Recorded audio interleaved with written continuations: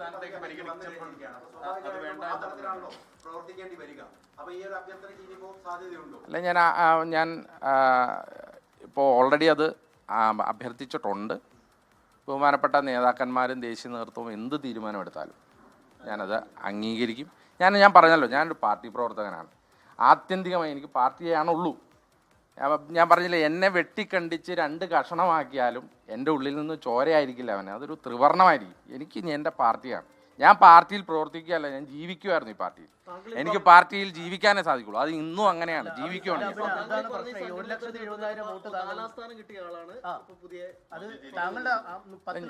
അല്ല,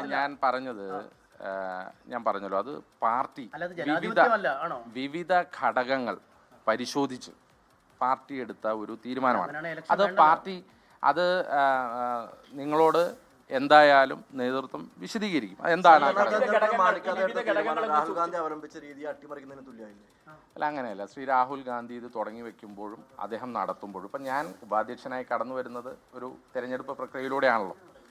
ഇപ്പോൾ ഇങ്ങനെ ഒരു സാഹചര്യം വന്നത് ഇത് മുൻകൂട്ടി കൽപ്പിച്ച ഒരു സാഹചര്യമല്ലായിരുന്നു. അത് പല ഘടകങ്ങൾ കൊണ്ടുവന്നതാണ്. അപ്പോൾ ആ ഒരു ഘട്ടത്തിൽ എൻ്റെ നേതാക്കന്മാർ എടുത്ത ഒരു തീരുമാനമുണ്ട്.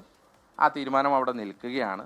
ആ തീരുമാനം വന്നപ്പോൾ തന്നെ ഞാൻ ബഹുമാനപ്പെട്ട നേതാക്കന്മാരോട് സംസാരിച്ചിരുന്നു. ഞാൻ അവരോട് അഭ്യർത്ഥിച്ചിരുന്നു. എൻ്റെ ദേശീയ നേതൃത്വം, യൂത്ത് കോൺഗ്രസിൻ്റെ ദേശീയ അധ്യക്ഷൻ, അദ്ദേഹം എൻ്റെ കൂടെ ജനറൽ സെക്രട്ടറി ആയിരുന്നു NSUIയിൽ. ഞാൻ അദ്ദേഹത്തിൻ്റെ സഹപ്രവർത്തകനായിരുന്നു. NSUIയിൽ ഞാൻ ദേശീയ കമ്മിറ്റിയിലുണ്ടായിരുന്നപ്പോൾ എൻ്റെ കൂടെ ഉണ്ടായിരുന്ന വ്യക്തിയായിരുന്നു.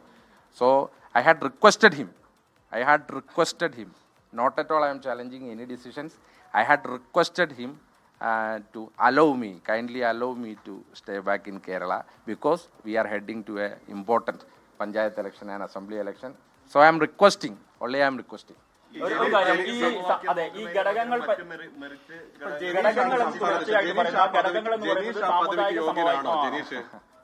എന്താ സംശയം? യൂത്ത് കോൺഗ്രസിൽ താഴെ മുതൽ മുകളിൽ വരെയുള്ള എല്ലാവരും, ഇപ്പം ഞാനൊരു യൂത്ത് കോൺഗ്രസ് മണ്ഡലം പ്രസിഡന്റ് ആയിരുന്നല്ലോ, എനിക്ക് യൂത്ത് കോൺഗ്രസിൻ്റെ സംസ്ഥാന ഉപാധ്യക്ഷനാകാൻ സാധിക്കും. അതുപോലെ തന്നെ യൂത്ത് കോൺഗ്രസിൻ്റെ ഏതൊരു പ്രവർത്തകനും ഏതൊരു പോസ്റ്റിനും അർഹനാണ്. ആരാണ് അനർഹരല്ലാത്ത? യൂത്ത് കോൺഗ്രസിൽ ഏറ്റവും കഴിവുള്ള നേതൃനിരയാണുള്ളത്. ആരും അനർഹരല്ല.